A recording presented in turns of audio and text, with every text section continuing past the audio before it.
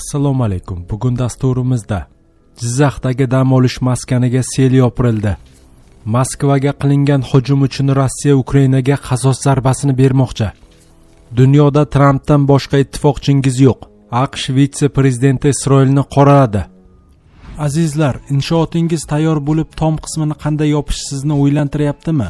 Buni bizda oson yechimi bor. O'zbekiston bo'ylab konteyner profilidan hamda zavod temirlaridan istalgan usulda naveslarni tayyorlab, tez fursatda hamyonbop narxlarda o'rnatib beramiz. Xizmatlarimiz ishonchli va sifatli. Murojaat uchun hoziroq ekrandagi raqamlarga bog'laning. Jizzaxdagi dam olish maskaniga sel yopirildi. Jizzax viloyati Baxmal tumanida sel sabab dam olish maskanidagi 32 kishi evakuatsiya qilindi. Bu haqda Ichki ishlar vazirligi Jamoat xavfsizligi departamenti xabar berdi. 18-iyun kuni Baxmal tumanida kuchli yog'ingarchilik natijasida tog' va tog'oldi hududlarida sel oqimi yuz bergan. O'zgidromet ma'lumotlariga ko'ra, kuchli yog'ingarchilik 5,5 soat davom etgan. Sel Jum-Jum qishlog'i hududidan o'tuvchi soyning o'zani bo'ylab oqib o'tib, Jum-Jum soy dam olish maskani hamda Nushkent Mafeya hududlaridan o'tgan.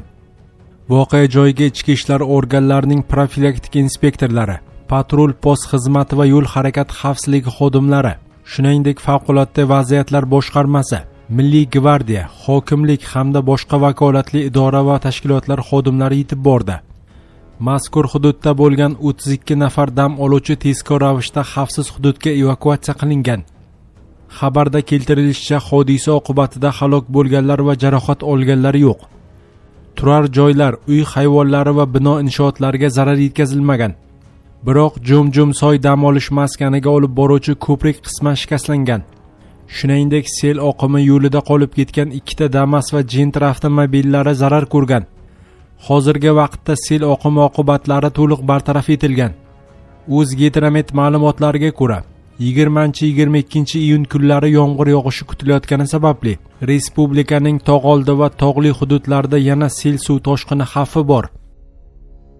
О том, что мы будем теперь проводить массированные групповые удары на регулярной основе по целям, от состояния которых напрямую зависит боеспособность вооруженных сил Украины. Moskvaga qilingan hujum uchun Rossiya Ukrainaga qasos zarbasini bermoqchi. Rossiya tashqi ishlar vaziri Sergey Lavrovning ma'lum qilishicha, Rossiya Ukraina armiyasining jangovar salohiyatiga ta'sir ko'rsatuvchi obyektlarga doimiy ravishda keng ko'lamli zarbalar berishni davom ettiradi. Lavrovning so'zlariga ko'ra, bunday qaror Kiyev rejimining navbatdagi harakatidan keyin qabul qilingan bo'lib, Rossiya harbiylari bu buyruqni hozir ham bajarmoqda va kelajakda ham bajarishda davom etadi. Moskvaga qilingan uchuvchisiz apparatlar hujumi haqidagi savolga javob berar ekan, Lavrov Ukrainaga nisbatan faqat so'zlarning o'zi yetarli emasligini aytdi. Uning ta'kidlashicha, Rossiya qurolli kuchlari prezident Vladimir Putin tomonidan qo'yilgan vazifani bajarishda davom etadi va Ukraina qurolli kuchlarining jangovar qobiliyatiga ta'sir ko'rsatuvchi obyektlarga muntazam ravishda ommaviy guruhli zarbalar berishni davom ettiradi. Bejizga prezident bir muddat oldin Kiyevdagi terroristlarning navbatdagi harakatidan keyin biz endi Ukraina qurolli kuchlarining jangovar salohiyati bevosita bog'liq bo'lgan obyektlarga doimiy ravishda ommaviy guruhli zarbalar beramiz deb e'lon qilmagan. Bu vazifa oliy bosh qo'mondon tomonidan qo'yilgan va qurolli kuchlarimiz uni bajarmoqda hamda bundan keyin ham bajaradi, dedi Lavrov. 18-iyun kuni Ukraina dronlari Rossiya poytaxtining havo mudofaa tizimini yorib o'tib, Kapotniyada joylashgan Moskva neftni qayta ishlash zavodiga zarba berdi. Korxona hududida katta yong'in kelib chiqqan. Rossiya ommaviy axborot vositalari ushbu hujumni so'nggi 2 yildagi eng yirik hujumlardan biri deb atadi. Ukraina prezidenti Vladimir Zelenskiy 15-iyunga o'tar kechasi Kiyev-Pechersk-Lavrasidagi Uspenskiy saboriga Rossiya tomonidan berilgan zarbaga javob sifatida Moskvaga qilingan hujumni mutlaqo adolatli javob deb baholadi. Uning ta'kidlashicha, Ukraina dronlari 3 qatlamli havo mudofaa halqasiga qaramay Moskvadagi nishonlarga yetib bormoqda. Agar Putin bu urushni yakunlashni istamasa va uni davom ettirishni xohlasa, biz jim o'tirmaymiz, javob qaytaramiz. Agar Ukraina yonsa, sizning Moskvangiz ham yonadi, dedi Zelenskiy. Shu bilan birga Ukraina rahbari Rossiyani muzokaralarni boshlashga chaqirdi. Bu urushni yakunlash vaqti keldi va Rossiya diplomatiya sohasida zarur qadamlarni tashlash kerak, deb yozdi Zelenskiy o'zining Telegram kanalida. Dunyoda Trampdan boshqa ittifoqchingiz yo'q. AQSh vitse-prezidenti Isroilni qoraladi. AQSh va Eron 18-iyun kuni urushni to'xtatishni nazarda tutuvchi bitimni imzoladi. AQSh vitse-prezidenti J.D. Vance ushbu kelishuvga qarshi chiqqan Isroil hukumati a'zolarini qoraladi. Bu haqda The Guardian xabar berdi. Vance hozirda Isroilga xayrixoh bo'lgan dunyodagi yagona davlat rahbari prezident Donald Trump ekanini ta'kidlagan. U Amerikaning ushbu mamlakatga ajratayotgan milliardlab dollarlik mudofaa yordamiga ishora qilgan. Jurnalistlar Vance'dan Isroil bosh vaziri Benyamin Netanyahu kelishuvdan g'azabda ekani haqida so'ragan. Bunga javoban AQSh vitse-prezidenti Isroil bosh vaziridan shaxsan bunday fikrlarni eshitmaganini aytgan. Ammo u Isroil vazirlar mahkamasi a'zolarini tanqid qilib, ular o'z noroziliklari bilan bitimga va shaxsan Trampga hujum qilayotganini bildirgan. Mening ularga aytadigan gapim ikki qismdan iborat. Birinchidan, Donald Trump ayni paytda butun dunyoda Isroil xalqiga xayrixoh bo'lgan yagona davlat rahbaridir. Agar men Isroil hukumati kabinetida bo'lganimda, butun dunyoda o'zimga qolgan yagona qudratli ittifoqchiga hujum qilmagan bo'lardim, dedi J.D. Vance jurnalistlarga. U shuningdek Isroilni himoya qilib kelayotgan mudofaa qurollarining 3/2 qismi Amerika qo'llari bilan yaratilgani va amerikalik soliq to'lovchilarning pullari hisobidan moliyalashtirilganini eslatib o'tdi.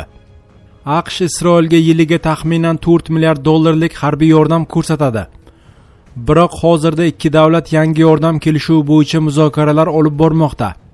Isroil uchun muammo Trump emas va o'zining eng katta muammosi Qo'shma Shtatlar prezidenti deb o'ylaydigan Isroildagi har bir kishi ko'zini ochishi va mamlakat tushib qolgan vaziyatning haqiqatini his qilishi kerak, dedi Vance. Trump uzoq yillik ittifoqchisi bo'lgan Isroilni bir necha bor tanqid qildi. Ikki davlatning hamkorlikda 28-fevral kuni Eronga qarshi boshlagan urushi jahon bozori va neft ta'minotini izdan chiqardi. Chunki Tehron hujumlarga javoban hayotiy muhim hisoblangan Hormuz bo'g'ozini yopib qo'ydi. Anonim gapirgan Isroil yuqori martabali rasmiysiga ko'ra, AQSh va Eron kelishuvi Isroil uchun yomon signal bo'lgan. Sababi unda Eronning yadroviy va ballistik raketa dasturlari bo'yicha xavotirlar hisobga olinmagan. Bunday fikr butun Isroil rahbariyati orasida mavjud. Trump 17-iyun kuni Fransiyada bo'lib o'tgan G7 sammitining yakuniy nutqida Isroilning xavotirlarini yumshatishga harakat qildi. Unda Trump Netanyahu Livandagi Hizbulloh guruhiga qarshi kurashda yumshoqroq yondashuvdan foydalanish mumkinligini aytgan. Netanyahu esa kelishuvdan keyingi ilk bayonotida Isroil AQSh bilan munosabatlarni qadrlashini, biroq mamlakat shimolida yashovchi fuqarolar xavfsizligini ta'minlash uchun Livanni egallab turishda davom etishini aytgan. Isroilning milliy xavfsizlik vaziri Itamar Ben-Gvir esa AQSh-Eron kelishuvini keskin qoralagan va Isroil qo'shinlari Livanda qolishini ta'kidlagan. Vance uni va moliya vaziri Batsalel Smotrichni tanqid qilgan. Sizlarning aniq taklifingiz nima? Siz 9 million aholiga ega davlatsiz. Milliy xavfsizlikka oid har bir muammoni faqat odamlarni o'ldirish yo'li bilan hal qila olmaysiz.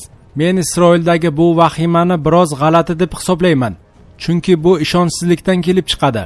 Vaholanki Amerika ushbu mintaqa va dunyoning ishonchini qozongan deb o'ylayman, degan Vance.